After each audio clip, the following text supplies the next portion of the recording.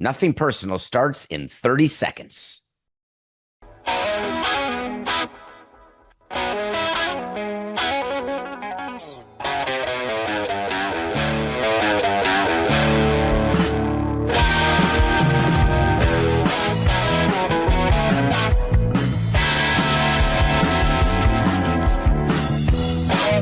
It's just business. This is Nothing Personal. Here you go. Here you go.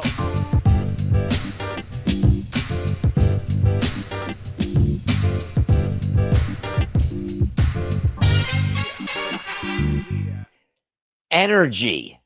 That's the Nothing Personal word of the day. It is Wednesday, May 7th, 2025, and the Indiana Pacers showed great energy in their game 2 last night, led by the most overrated player in the NBA, as voted on by his fellow players, Mr. Tyrese Haliburton.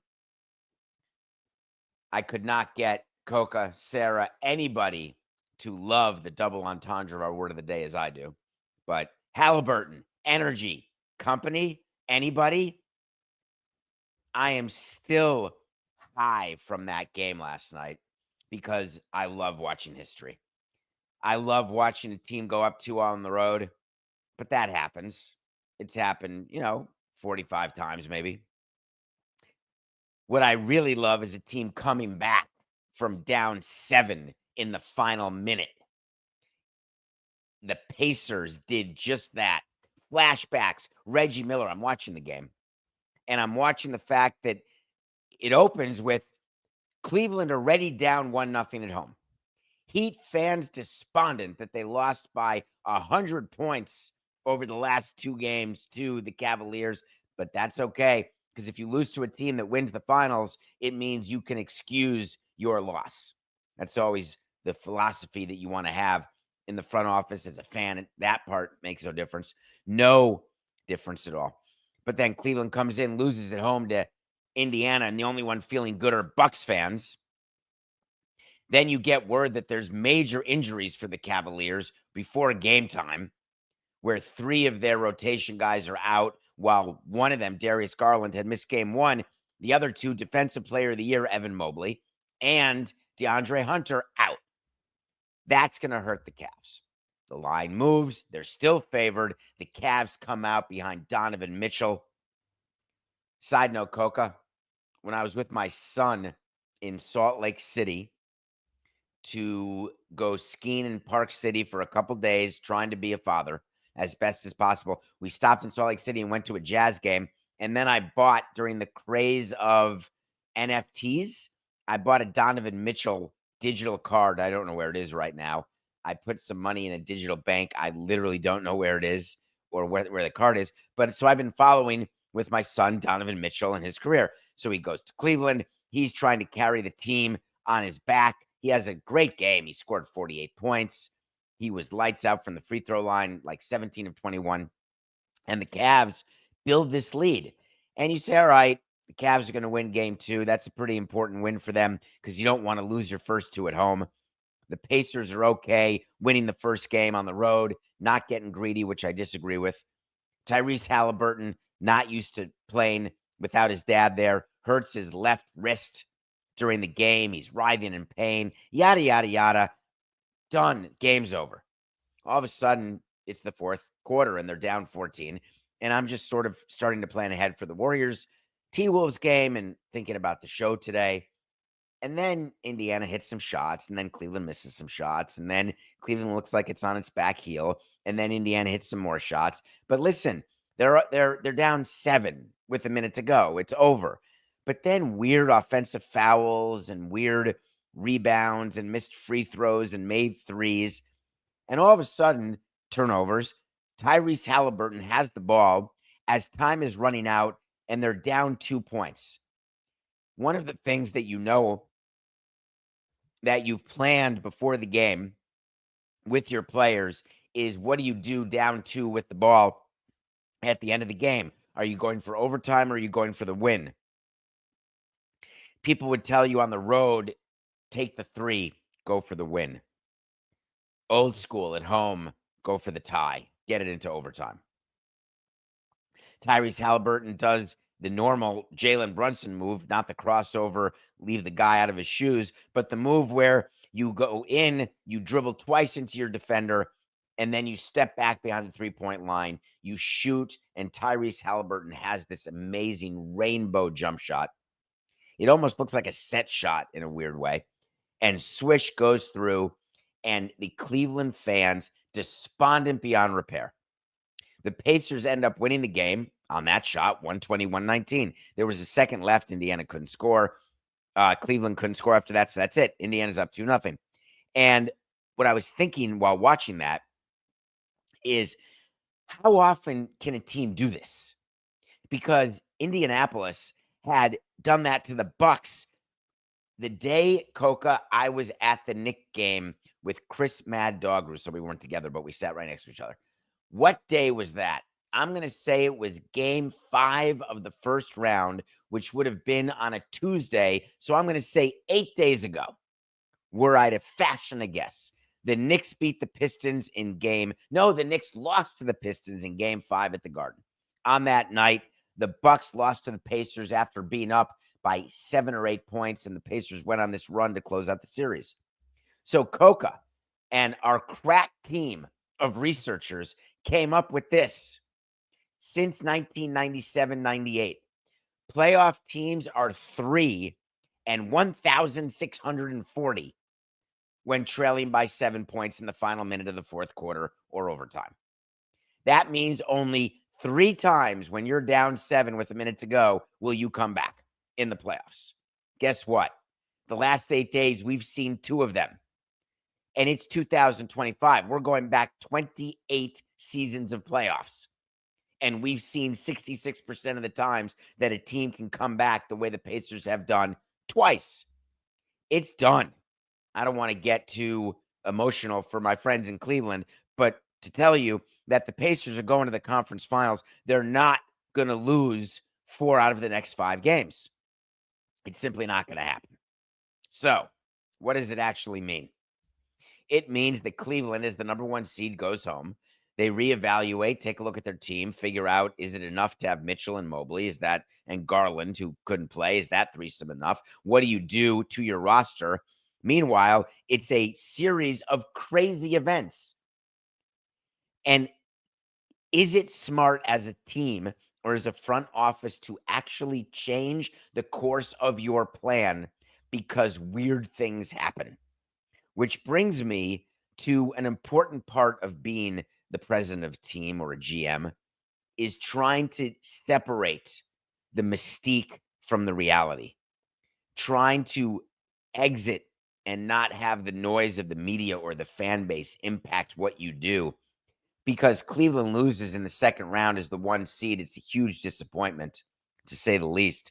But when you're running that team, you have to think about, did something happen that is so out of the ordinary that statistically I should not change my values? I shouldn't change the way I build the team because of the result. It's the concept of playing the result. So I would have debates in my day with our baseball department because I didn't understand how to play anything other than the result. And you could argue that it's what made me ineffective, though one ring would say I was not totally ineffective, but never was able to get back. I'd like to understand as a salesperson, if you're a salesperson out there, or as a parent or whatever, whoever you are, whatever you do, how are you not judged on your results? Hard stop. And sports is one of the easiest places to judge on results because there's wins and losses. There's whether you make it through the playoffs and get a ring or not. It's totally binary. Now, it is true that crazy things can happen. Yeah, well, I'm running a business delivering newspapers in Europe, and crazy thing happened. The internet got invented. Poof. I had no idea. Who could have expected that? That doesn't change how I evaluate where I am at that moment. I planned every part of my most recent marathon. Everything. I expected the unexpected. All of a sudden, I tripped and I hurt my toe I never rehearsed that. I never practiced that. There's nothing I can, all of a sudden, am I going to pretend that while running, oh, that didn't happen? It did, no matter how it happened. The Cavaliers are done. Game 2 annoyed me last night. Game 2 crushed me. What are the chances that all 4 home teams are going to lose game 1 in the second round? Coca, do you have any idea what the chances of that would be? Because I do. 0. 0.0. It's never happened in NBA history that all 4 road teams won game 1 in the division or conference semis. How can that be? Going into last night's game, having the TWolves giving 7 as my pick of the day was a mortal lock, though I was confused in my head thinking, could it be a hedge situation? But I'll take Minnesota on the money line in my head every day of the year. Then I'm watching the game and Steph Curry hurts his hamstring. And that's it. This game should be over until I saw the TWolves do their Celtics imitation and clank, shooting 5 of 29 from 3. It's just not going to cut it. You're not going to win. You can't have Anthony Edwards score 1 point at the half. That's it. What was most interesting about the Warriors stealing game 1 on the road, though I would assume, Coca, and we didn't cover this pre-show, I assume the odds in the series did not move at all. Whereas in the other series, when the road team won, Knicks, Pacers, etc., the odds had moved. I'd like to know what the odds are in the Cleveland-Indiana series now that Indiana's up 2-0 at home. I would assume it used to be Cleveland minus 350 or 300. I assume now it's Indiana minus 180, minus 205. Good one. That's quite a change. What is the Warriors T-Wolves? So the T-Wolves are down to minus 150. I don't know where that series started, Coca, but I can assure you that without Steph Curry, they've got a problem. However, one of the things that Chris Finch did yesterday, not Sid Finch's cousin or brother, Chris Finch is the coach of the Minnesota Timberwolves. He called out his superstar, Anthony Edwards, in a way that you've got to know your superstar and you've got to consult with your GM and with A-Rod, because you got to know whether that motivates a player or demotivates a player. When you read what coaches do publicly about their players, it's all purposeful. There's no emotion involved. It's all because it is the view of the front office that that player will respond to that. Chris Finch said, what is there to talk about? You're the leader of the team. You've got to come out and set the tone. If your shot is not going, you still have to carry the energy. If I've got to talk to guys about having the right energy, call back. Coming into an opening second round game, then we're not on the same page. Well, he's not the CEO of Haliburton, but what he is a motivating guy, this Chris Finch, a very, very good coach who believes that Anthony Edwards needs to understand this is not fun and games. This is going after a title, and you've got to bring it. And what his point was is 100% accurate, which is why when it comes to game 2, you can wait, but you can bet your bippers that I'm going to be all over the T-Wolves in game 2, because Anthony Edwards and his personal total, I'm going to be over on that as well. I would like to personally thank Bob Nutting and the Pittsburgh Pirates, and I was going to do it with some sort of thank you note. I was maybe going to send flowers. I was trying to figure out what is the best way, and I figured, all right, another segment on Nothing Personal. I mean, what more thank you can you get by drawing great attention to the great franchise, historic franchise, the Pittsburgh Pirates? The reason I want to thank them is they have put me in the rear view mirror in people's minds. Samson was a bad president? I can't remember. When was that? What team was that? He can't be as bad as the Pirates. Well, that's true. The Pirates have just stepped in it when you when you're in public, this is funny to me. There's certain things you want to have not be part of your life.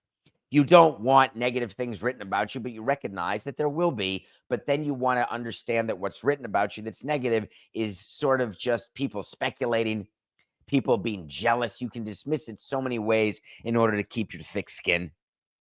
And my skin is so thick, I barely bleed when cut. And when something's written about you that is a comment on what you actually did, and that it was a disgrace and embarrassment and you're about to be canceled or you're just incompetent or whatever it is, then that can impact you. So when you make a trade that people don't like, it doesn't impact you at all because you say to yourself, they don't know what I know.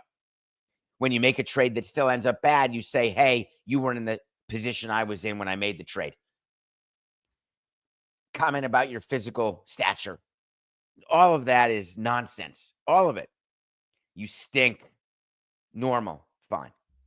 What you don't want is the self-inflicted injuries because those get to you. The Pittsburgh Pirates are in the middle of, this is hyperbole, Coca, I assume, but it's got to be the worst stretch of PR in the history of teams. And that is a bold statement. But I dare you, DavidSampsonPodcast.com, get it, Twitter at David P. Sampson. Let me know if there's been a stretch like the Pirates have had. Do you remember it started with the Pirates? There was an article on the front page of the Pittsburgh Post-Gazette. We covered it saying the Pirates and the owner, cheap owner, all of this ticket revenue and gate revenue, and he's not using it on payroll. Front page, top of the fold in Pittsburgh. 0 for 1. We talked about that. 2, the Roberto Clemente ad on the outfield wall. Remember, they removed it and they put up an advertisement. Then they put it back because the Clemente family was despondent. We went through the statements. 2. 3, the brick program. All of this is this season, and it's only May 7th. Remember, they took out the bricks that had people's names on it. They bought it when PNC Park was built, and they found the bricks in a pile like 20 miles away getting thrown out. So they had to make an announcement. We're redoing it, and it's going to be permanent installation. 3, 4, a guy fell out of the stands. That's 4. And yesterday, 5. Yesterday, there was a fight between a game day employee and a fan. An actual fight caught on video. An actual fight where the game day employee took out his belt and started whipping the fan. A video where the fan spit on the game day employee. A video where there is a story that this fan was rude and inappropriate to a female concession worker, and this game day usher took umbrage with that, and it escalated and ended up as an actual fight. Pittsburgh Pirates had to release a statement. We are aware of the unfortunate incident that occurred following the conclusion of yesterday's game between a PNC Park game day employee and a guest.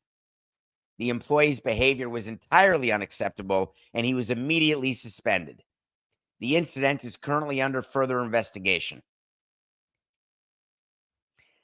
I was trying to figure out how bad a statement can be when that happens and what I would do if it were in my ballpark. And let me be clear, that statement is a crock of crap. You need to understand that there is a level of human decency that we are not going to permit from those that we allow to come into our ballpark. It is a ticketed private event. You want to come, you buy a ticket, you're my guest. If I don't like it, I can get rid of you. Hard stop. You may not like that, folks. You may not want to hear it. It may be triggering to you, but guess what? That's how it goes. Not just at a sporting event, it's on an airplane, anywhere, at a restaurant. You do not have the right to be where you are. It is a privilege. When there is a fan who is so inebriated or so out of his mind or just so Such a pugilist and such a piece of absolute garbage. Forget the facts because we don't know exactly how rude he was to the female, but let's just work under the assumption that it was moderately rude because I've seen it all during my time. The level of absolute misogyny and condescension by certain fans, it would blow your mind. Racism, the whole package. And what we say to our game day employees who are game day employees, that means that they are a subcontractor of the Pirates. The Pirates have a concessionaire. The concessionaire is responsible to staff the concession stands. The security company you hire is responsible to staff the security people, the ushers, parking. They are not full-time employees of your team, but they are under your employ. Teams use it as a very convenient excuse when something happens. They get to say, hey, we don't control it. I did that with the Dolphins when we played at Dolphin Stadium. Hey, you had a problem? Sorry, I don't control it. Talk to the Dolphins. I had nothing to do with it. It is such a lame excuse because the Pirates have everything to do. They actually have full control. If they want to fire one of the game day employees or dismiss a game day employee who actually gets paid by the concessionaire or the security company, they can do it. So don't believe that the teams have nothing to do with these game day employees. So our game day employees go through training, and a couple of things right off the top. One, seems like a simple rule. Show up on time. If you do not, you will not be allowed to work.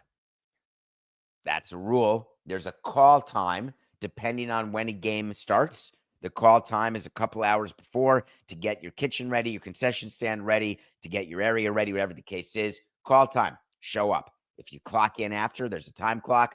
You're not going to work. You're not going to get paid. 2, be courteous to the fans. It's a good rule. It's an important rule. 3, if you see something, say something. Not just what Secretary Johnson would say. It is a true thing that you do within the confines of your game day employees, because at the game, there are police, there's emergency medical, first responders. There are tons of other ushers, no matter how small your attendance is. You've got ushers. There's just people around. There's Pittsburgh Pirate employees. If there's a situation that is escalating, your job is to step back, get help, and then evaluate the situation. We also go through all sorts of rehearsals when you don't have time to do that, whether it's active shooters, whether it's a kid spilling an ice cream cone. There are certain things where you have to act immediately. You don't wait for help. Certain examples where you do. This is an example where this game day employee, when he saw the behavior of the fan, you get help immediately. When the fan spits on you, you do not respond. That said, for the Pittsburgh Pirates to not acknowledge the disgusting, filthy behavior of the fan and to blame it all on the game day employee is a joke. It's wrong. You wouldn't do it. The statement from the Pirates should have been very simple. It is unacceptable, the behavior of our game day employee. It is equally unacceptable, the behavior of the fan. The game day employee has been terminated immediately. The fan has been terminated from his right to ever attend another Pirates game. And we have reached out to Major League Baseball to make it so this fan can never go to another baseball game anywhere in the country ever again for the rest of his life. We may spend time investigating, looking at video later, but I'll tell you now, these punishments stay, because the video I see, you can't take your belt off as a game day employee, and you are not allowed to spit in the face of one of my employees. Hard stop. And the Pirates are so worried about all their PR missteps that they're just blaming the game day employee without even mentioning something negative about the other person and referring to him as a guest. How about a felon? The Pirates are just a mess. Remember the man who fell out of the stands? He actually didn't die, which is unbelievable. They're trying to raise money for him. He broke his neck, his back, his clavicle. God, I hope he rehabs and gets better. That was a scary thing to watch. The Pirates yesterday had a 5-game losing streak while all this was happening, but they had Paul Skeens on the mound. Paul Skeens couldn't get it done for them. Lost 2-1. When you're Paul Skeens, if you want to be known as a Cy Young winner and the best in the game, you got to stop losing streaks. Hard stop. When your team's lost 5 in a row, that's it. You give them a 1-game winning streak. Skeens could not do it. He's now 3-4 with a 2.77. Do you know the Pittsburgh Pirates are better than only the Rockies and the White Sox? Poor Pittsburgh. All right, Coca. You know what I want? I want to talk to Samson. So you want to talk to Samson. Let's go. Keep those questions coming. I'm a Reds fan and curious about the Tyler Callahan injury. It was his 4th game with the team when he got injured. Bad enough to get put in a cast and surgery immediately after coming up to the show. But is there any silver lining to the fact he got hurt wearing the Reds jersey instead of Lookouts, Bats, or Dragons, which are minor leagues? I'm always looking for the positive spin, so just curious. I love this question because I didn't get a chance to talk about Tyler Callahan. If you haven't seen the video, it's horrid, it's graphic, it's scary, it's terrible. He was in left field trying to catch a ball full force into the wall, hit the wall, ball dropped out of his glove like the end of League of Their Own, Gina Davis's glove opening up and the ball dribbling out. And his arm was in a position that looked like Joe Theismann's leg. Meanwhile, Matt Olson is circling the bases because that's what you do when the umpire doesn't call it a dead ball. You keep running, Vladimir Guerrero style, until you get thrown out. And Olson made it all the way around the bases because the center fielder wasn't there, the third baseman wasn't there to run after the live ball. When a ball is hit and a player is hurt, the ball is still alive. Umpires do not rule that play dead, much to the consternation of Mr. Matthew Coca, who finds it to be abhorrent that they would not blow the play dead, but that's the game. The game goes on. Sorry you're hurt. That's why you are taught back up your players. Every player is moving on every hit ball.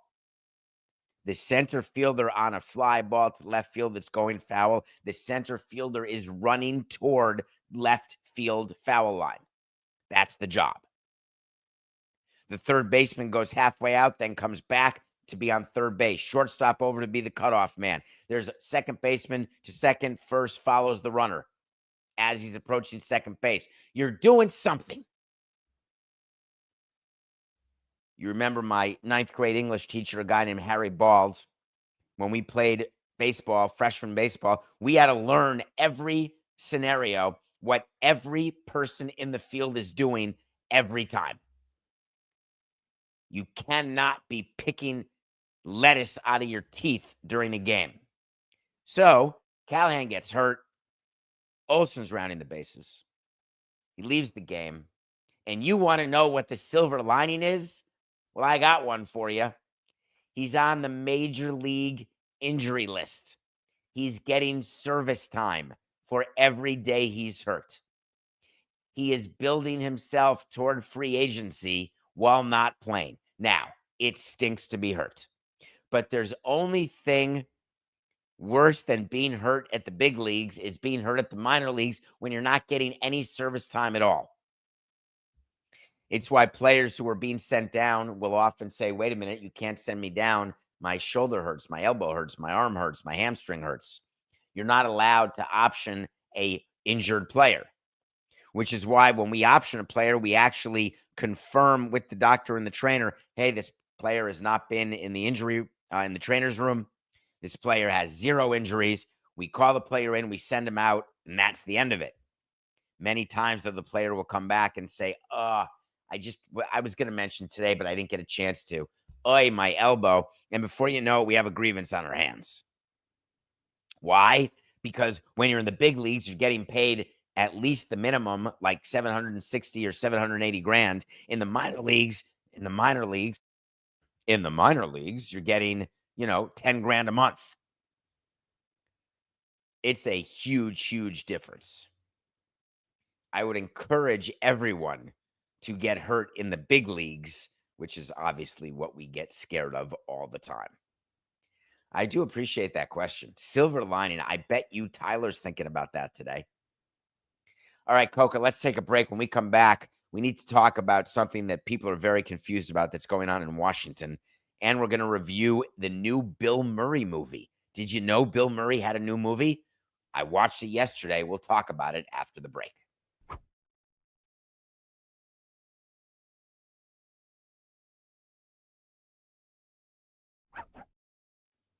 Welcome back to Nothing Personal. How are you? This is David Samson. Thank you for being with us every day live. Nothing Personal with David Samson, YouTube. Hit subscribe. If you're listening to this, then thank you. Just tell your friends and tell Stu Gotts that you're listening to this. I really do like watching movies. Bill Murray is one of the few. I was trying to think, Coke, of the actors. Bill Murray's one of them. George Clooney's one of them. Tom Cruise is one of them. Where no matter what, they're in the movie, I'm watching it. Bill Murray's in this new movie called The Friend with Naomi Watts, who, this is funny. I'm not a dog guy. I think you know that. It doesn't really interest me to have a pet. I had one when my kids were younger, and then it died, and whatever, that was that. So I can't even imagine dying or having someone around me die, and then what I inherit is not property or money or trinkets, but instead it's a dog. And then not just any dog, it's a Great Dane. The Friend in this movie is about Naomi Watts and her ex-husband, Bill Murray, who is a famous writer who is still part of her life in theory, along with his other exes. It's not like the first exes club, but it's something funny to that. Bill Murray leaves his Great Dane to Naomi Watts, and she's not a dog person. She's in a small apartment trying to figure out what to do with the big dog. And it's the second movie I've watched this week. The other one is going to be reviewed on Friday, called The Penguin Lessons, but where an animal somehow becomes like this friend of the person, and they end up falling in love with dogs and being a part of the dog's life and this dog's life. And it's such a tired premise. Like, oh, I learn empathy and I learn how to feel when I have an animal. And then instead of worrying about picking up the crap and all the hair everywhere and not having a bed to sleep in because the dog is in my bed, it becomes charming instead of annoying. And I learn lessons in life from this Great Dane that I never was able to discern, though I've been a brilliant writer in my own right. Naomi Watts was. For 50 years, I didn't know anything about anything until I got my Great Dane. Come on. Bill Murray has a small role. My guess is if you look it up, Coca, Bill Murray filmed his scenes in The Friend. I'm going to just throw it out there and say 3 days. Have you ever thought how funny that is? Like when actors are in movies and then you speak to them or meet them one day and like, oh, I don't remember that. It's because it was like 2 days of filming in a career where you've done hundreds and hundreds of days. Who can remember? Hey, David, do you remember talking in show 1239 about John Cocktoaston? No, not at all. I don't have a Coca, here we go. 4869. This is the segue post-break, post-movie review. I don't have a traumatic brain injury. Coca just whispered, maybe you do. That's insulting. I do not. Why is that on my mind, and why did I stumble through it 34 minutes into a show? Because there was a big story that came out yesterday that's getting a lot of attention. I don't know why. Because people are losing their mind thinking this is another reason to get on President Trump, and let's get on him whenever we can because we have to. federal funding of research for TBI, traumatic brain injuries, this is the headline, is not part of the 2026 budget. The CDC is facing a $3.5 billion budget cut, and the $8 million that was being used by 5 guys to figure out rare versus medium rare and whether or not people trip on peanuts is out of the budget. And people have lost their minds, figuratively. I'd like to put this in a bit of perspective, if you don't mind, because whether it is the NFL declining to comment, which is insane because they've got so many fish to fry with Trump, they're standing with Trump as announcing the draft in Washington, all the federal stuff and local stuff they deal with, you feel scared to comment. You feel scared to be on the other side of the president anyway. But all the NFL had to do was say, listen, this is an unfortunate part of balancing a budget or trying to balance in a budget. We're obviously disappointed by the cuts, but recognize this is one of the gazillions of cuts that are being made. And I fully expect research to continue for TBIs because it's so important for our players and their families. It would have been that easy for the NFL to do that. Instead, they just went with their old normal no comment. Now, you got to dig a little deeper. And when you read the article by Michael Rothstein of ESPN.com and you sort of learn about what's happening, you have to think to yourself, okay, are we not studying TBI of NFL players? Are we not studying TBI and head injuries at the high school and youth level? What are we doing here? And you can't look at things in a vacuum. When you get information about a budget cut, and this happens in companies, no matter the size of the company, in governments, no matter the size of the government. As someone who has manipulated budgets and done budgets since 1993, it's hard to say, but true. When you take money out of one area, you can put money into another area. You can tweak assumptions on revenue. You can tweak assumptions on what things are going to cost. You can figure out ways to maneuver and battle when you are laying off people, cutting programs, what the government is doing in their attempt to try to be more responsible, more efficient. Hard to use a bomb in an area where a needle and thread are necessary. However, when you get something that gives you confirmation bias, leave it out of my brain, please. Don't say, look, this is another example of Trump and what he's doing and how anti-youth sport and youth injury he is and TBI and he doesn't care. This is a very simple example where the way this worked in the federal government is there was an overseeing agency, which happened to be the CDC, the Center for Disease Control and Prevention. They were the umbrella agency that was responsible for this research for TBI. What the federal budget in 2026 is saying, hey, we're going to eliminate the money earmarked toward brain injury research and the dangers of concussions. And the way that manifests itself is the 5 people doing it, we're going to put on administrative leave. What you're not hearing about is the other places in the budget where money does exist for that very research. So the example I give you is if your company is so big that 2 people are doing the same thing from 2 different places, using 2 different buckets of money to do it, and you know very well that it is sufficient for one person to do it with 1 bucket of money, of course you make that cut. It's elementary, my dear Watson. I am more than happy to criticize anyone at any time, to give my opinion of anything at any time. But what I can't stand are the partisan complaints that are based solely on you wanting to confirm your hatred toward the administration.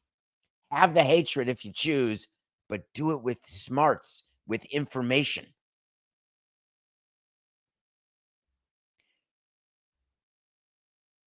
Nothing personal pick of the day. Do it with smarts. Do it with information. Know when I am on a heater or on a bender.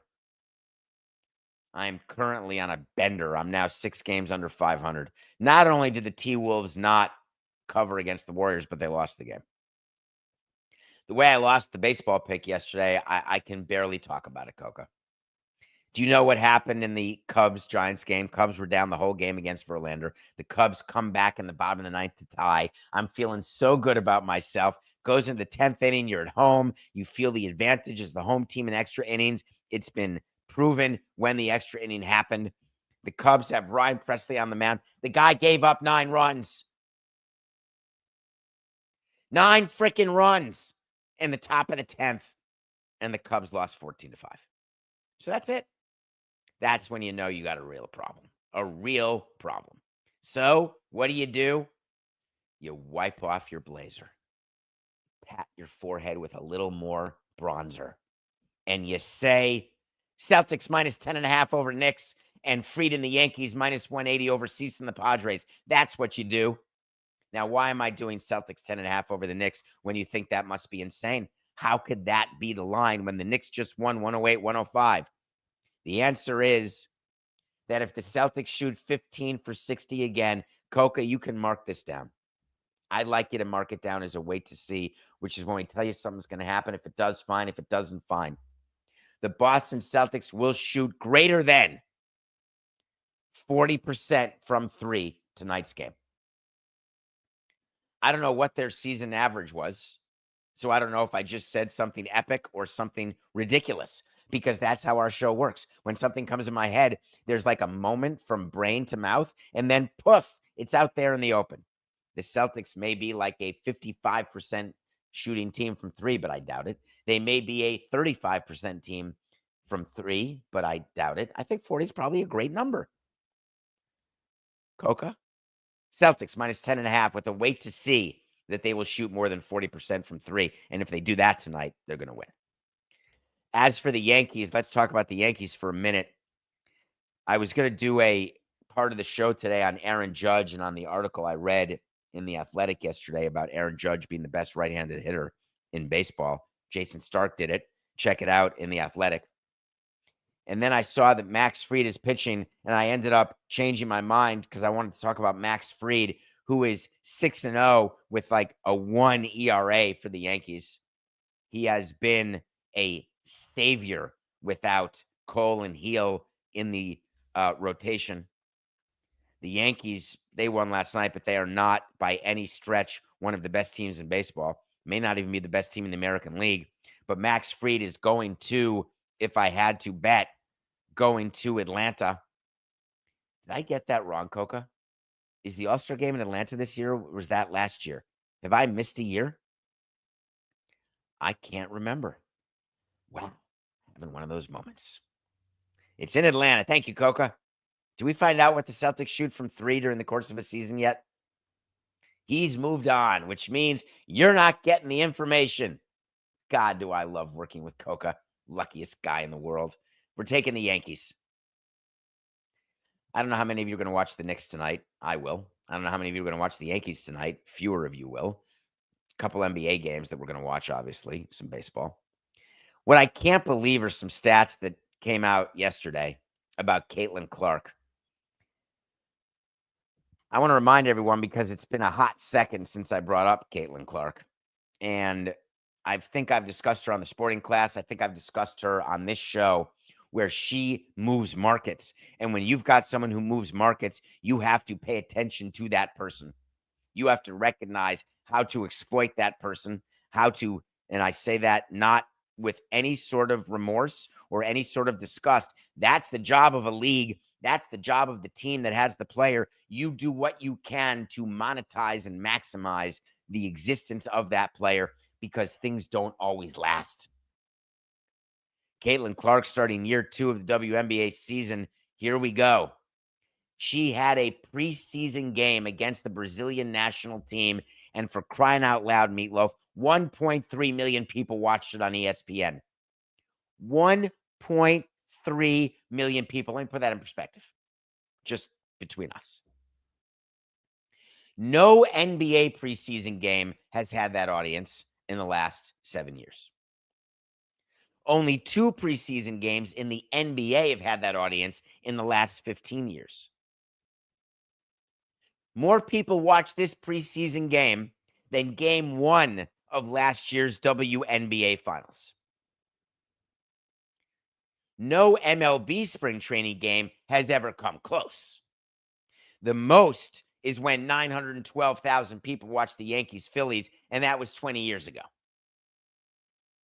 1.3 million people watched Caitlin Clark.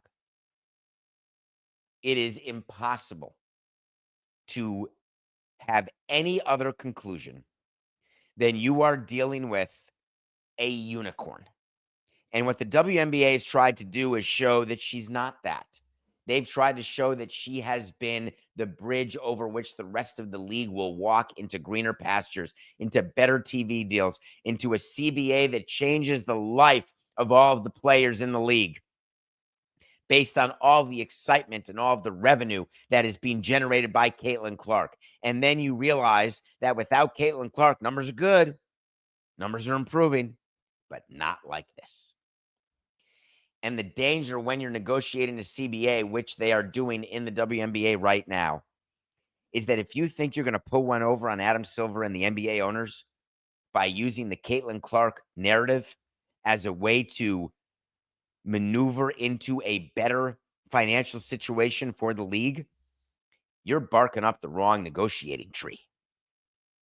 You are for sure not going to get the type of satisfaction that you think you are going to get in terms of minimum salary in the WNBA, in terms of the perks. You'll get some stuff that doesn't cost money. You want better travel? You'll get better travel. Better food? No problem.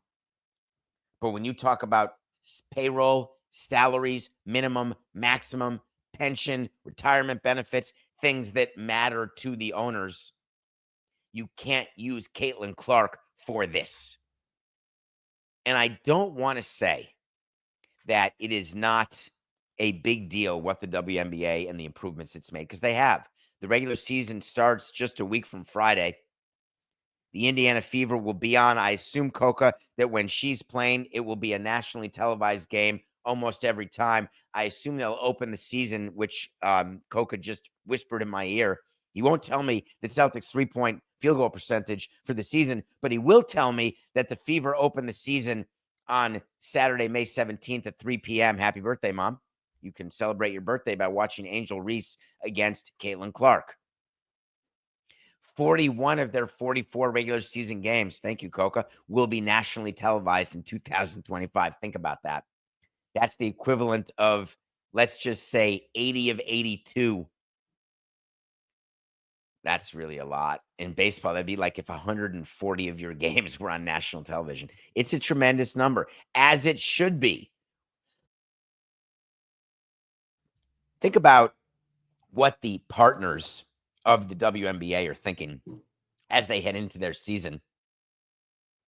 They're thinking that our best chance here is to ride her coattails into money, into fame. It is impossible for the rest of the league to fully comprehend what kind of business driver she is, what kind of revenue driver she is, even though we keep giving stats about this. We keep explaining to the other players, listen, you can love or hate Caitlin Clark, but you cannot deny what her incremental value is. And the only way to pass on that incremental value is to promote and have the next Caitlin Clark. Why? Because year one, outstanding. Year two is shaping up to be fantabulous. It's going to end. Whether it ends in year 3, year 4, year 7, year 10, it'll end by injury. It'll end by lack of performance. It'll end by, hey, we've moved on. What do you have for me now? When you have a player who drives revenue in this way, when you have the opportunity to monetize it, to exploit it, as I said earlier in the show, the other thing you have to be doing at the same time is you have to be figuring out the replacement. And it's such a harsh, harsh world. There was a whole movie about it called The Substance with Demi Moore and Margaret Qualley. You have to figure out the replacement, for better, for worse. And the reason you do it, obviously, is that when you make business decisions based on cash flow and expected cash flow over the course of years, and it's based on something that may not exist out in future years, you got to know what the replacement is so you can keep the money flowing. This way, you have the ability to look at your fans, to look at fellow owners, to look at Caitlin Clark, and to just say, we love you, but it's just business. Good luck to the Fever this season. This is nothing personal.